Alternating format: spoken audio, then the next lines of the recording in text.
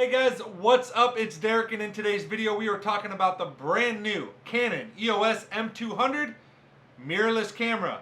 This camera, in my opinion, is the best starting entry-level mirrorless slash DSLR camera that you can get if you're looking to upgrade your live stream from a old-fashioned webcam to what most streamers nowadays are using, which is some type of a mirrorless or DSLR camera. Let's jump into today's video.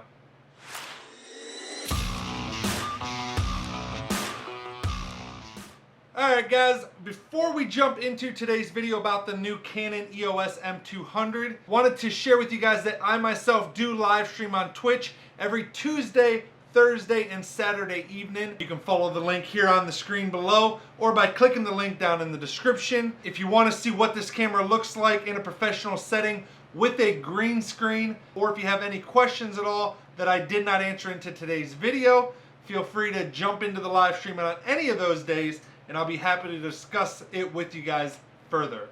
With that said, let's go ahead and jump into my review of the Canon EOS M200, which in my opinion is the best entry-level digital camera that you can now get if you're looking to upgrade from a webcam on your live stream. So the most popular choice up into the Canon EOS M200 has been the Sony A5100, and that is for very good reason. That camera, it came out 6 years ago, I believe, 5-6 years ago, somewhere in that range, and it has been a phenomenal entry-level mirrorless camera. It has done wonders for those looking to live stream their gameplay and wanted something that's a little bit higher quality than the traditional webcam, the most popular being the Logitech C920 or the Logitech Brio. These entry-level cameras are pretty fairly priced for what you get out of them nowadays. For example, this Canon EOS M200 runs $499 US.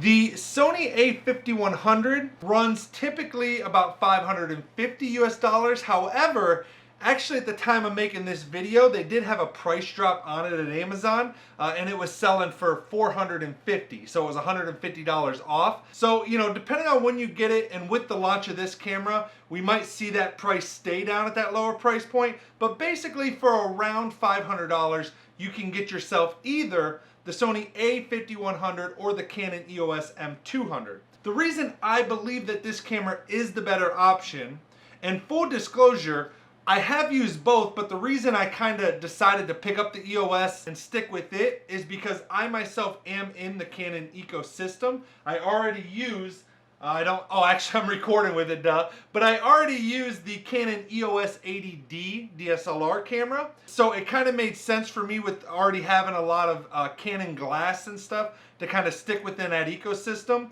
I will say both are great cameras. As I said though, the A5100 is starting to become a little outdated. For example, it does not do any type of 4K resolution, whereas this new Canon EOS M200 does 4K, albeit it only does it at 24 FPS and not 30. I wish it did 4K at 30 FPS, and it is cropped in, but nonetheless, it does offer 4K resolution. The reason I think that's important in today's market, in today's live streaming arena, is because in order to succeed on Twitch, Mixer, or any live streaming platform that you might be trying to grow on, you really have to become a content creator on all kinds of different platforms. Most live streaming platforms like Twitch or Mixer or even Facebook gaming do not really have any good discoverability options out there for new streamers. So what you have to do is create content on other platforms like Facebook, Instagram, TikTok, and then funnel that growth that you get on those based off of algorithms and the discoverability options that they have, funnel those users to your live streaming page. For simplicity going forward, I'll just say Twitch, but it could be any live streaming platform that you're currently trying to grow on. So you got to funnel those users over to Twitch, to your live streaming page, in order to actually grow a live stream nowadays in 2020. The Sony A5100, while the video looks great, it does not offer 4K, which I think is a huge selling point for the same price range of this. Again, I think the glass is a little cheaper. So in terms of upgrading, you can get some really good Canon glass, and there's even a lot of other secondary makers of glass for the systems. And overall, the glass seems better priced for the same exact quality that you get from either system. So I want to kind of run with you guys through the specs of the new Canon EOS M200, and then after we kind of run through the specs, the plan is I'm going to show you guys the difference of using something like the Logitech C920 versus upgrading your live streaming rig to using a mirrorless type camera, specifically this new Canon EOS M200. So the Canon EOS M200 is an ASPC sensor. That means it's right behind a full frame camera in terms of the sensor size. The bigger the sensor, the better quality photo image you're going to receive from the camera, and the better performance you're going to get in low light situations. Again, since you're going to be using this camera not just for your live streaming, but also for other content creation, it's important to have that large sensor size to make sure your stuff is crispy AF. Secondly, it offers 24.1 megapixels, not too shabby.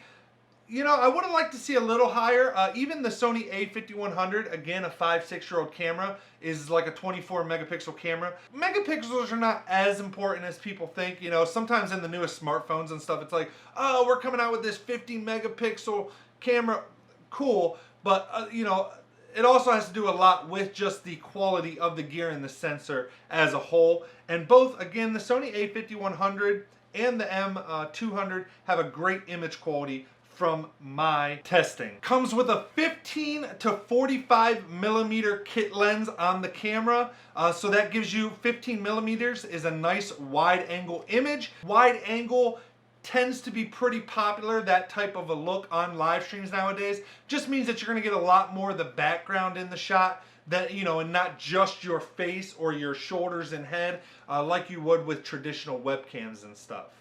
Again, as I said, it does do 4K at 24 FPS, actually 23.998 or whatever it is. Does 1080p up to 60 FPS, which allows you to do some slow motion.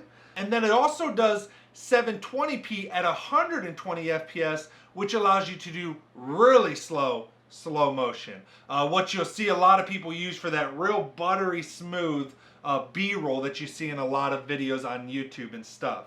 And even at the 720p, upscaling that to fit in with the other versions, the 1080p and even the 4K, because of the quality of Canon in general, it still looks really, really good. And you can upscale that 720p, 120 FPS footage, especially into a 1080p timeline. And most people, especially on YouTube, creating content for YouTube, are not going to notice the difference. The screen on the back is a touchscreen, nice big 3-inch screen. I actually really like the setup of this camera. Even like, for example, the Canon EOS 80D that I'm using has a lot of knobs and buttons on it. This does not as much. It still has enough buttons that I don't constantly have to use the screen to adjust settings like my aperture, ISO, and shutter speed. But at the same time, a lot of the unnecessary buttons have been moved to the touchscreen so that you don't have all that extra junk on it, which is really nice. So it gives you that nice real estate for a nice large screen on the back that also does flip up so you can see yourself when you're recording, either in vlog mode or creating any other type of content, again on other platforms, to then send to your Twitch page. The other big feature that's extremely important to live streamers is that it does offer an HDMI output, and not just an HDMI output, but a clean HDMI output. That simply means that when you connect an HDMI cable to it, that you can get just the picture go through that HDMI output and none of the text or overlays like you get with some other cameras. The Sony a5100 is the same in that it has a clean HDMI output, but you would be surprised how many DSLR and HDMI cameras simply do not offer that feature. In fact, even my Canon EOS 80D that I already have, the reason I don't use it for my live stream is because it does not offer a clean HDMI output.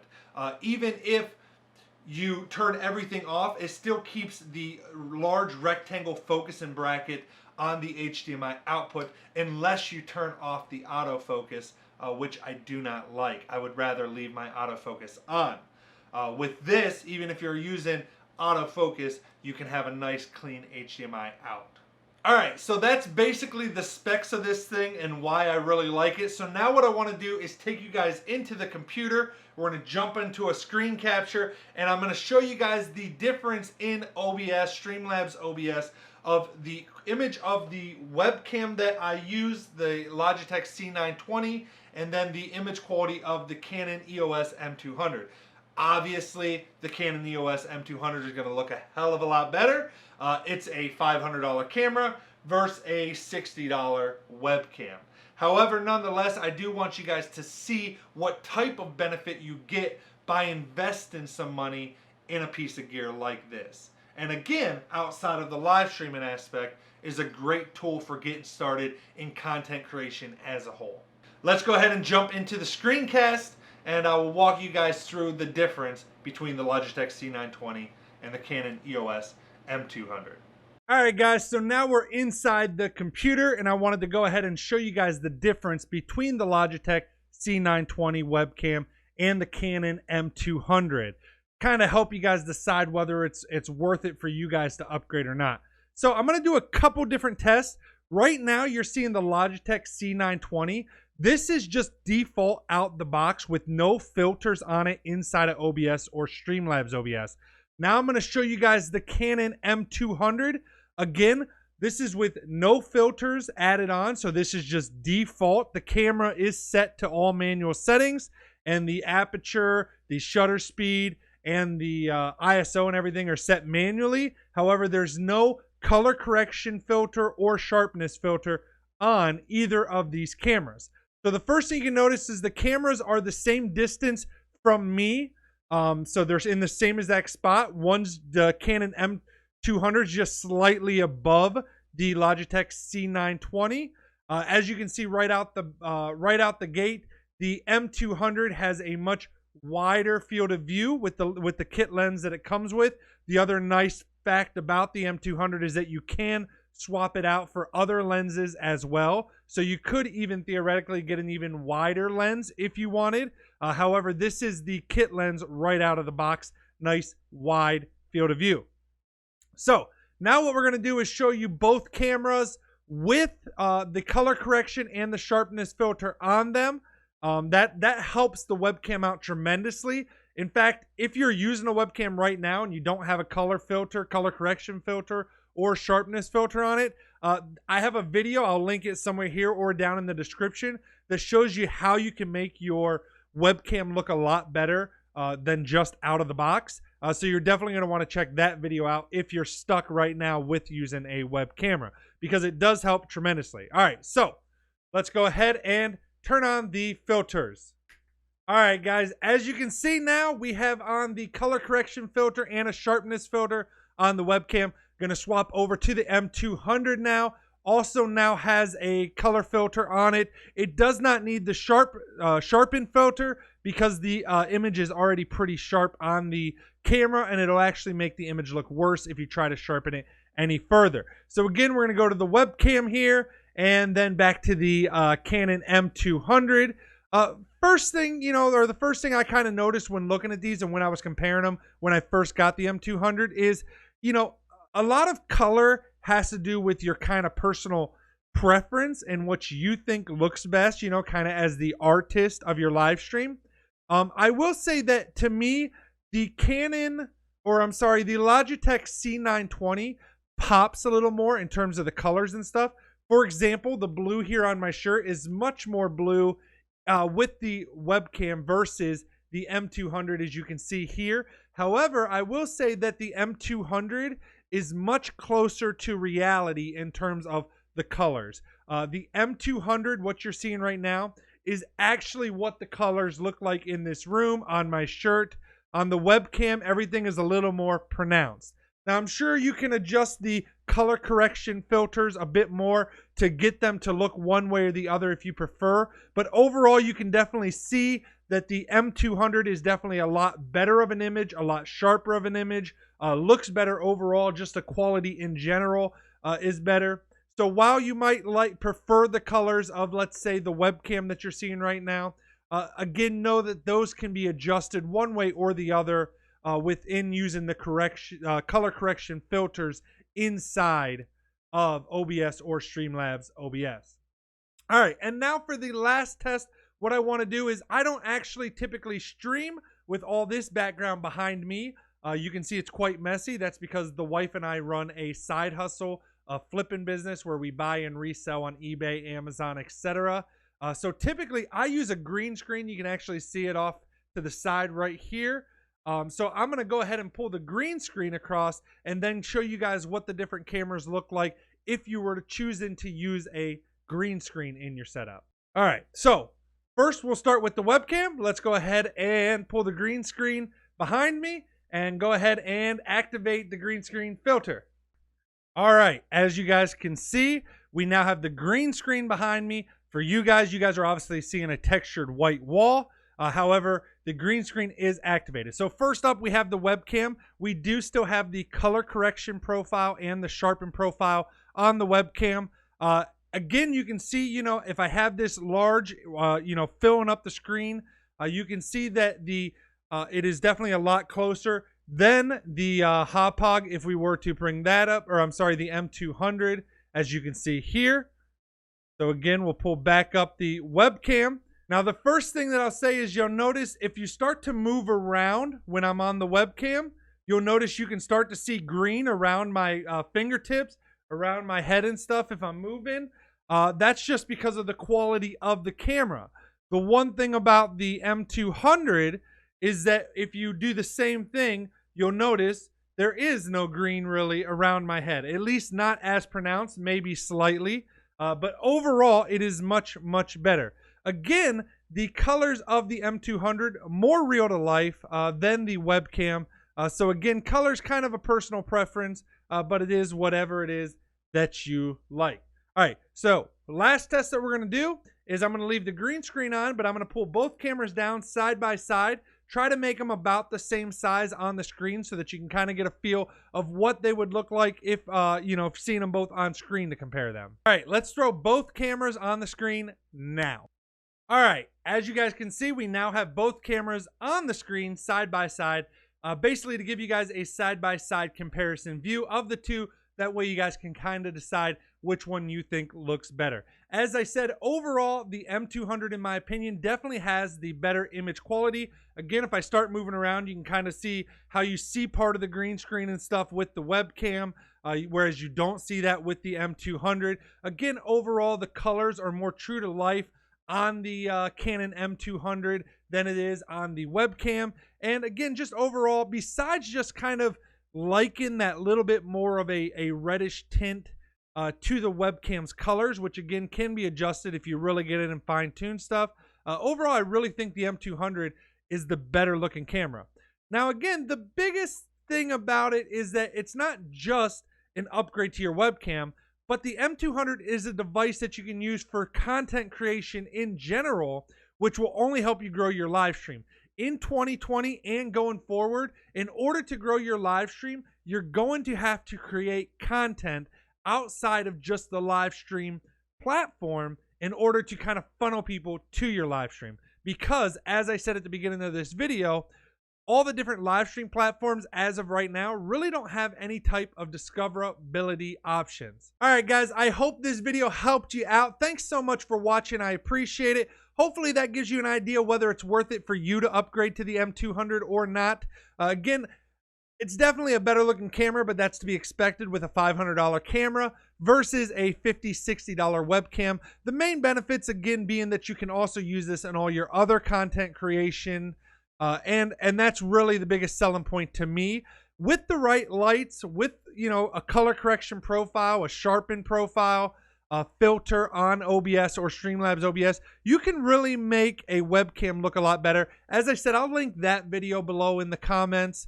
And also try to remember to stick a card here. But if you don't see the card, just look in the comments. I'll post it as the pinned message.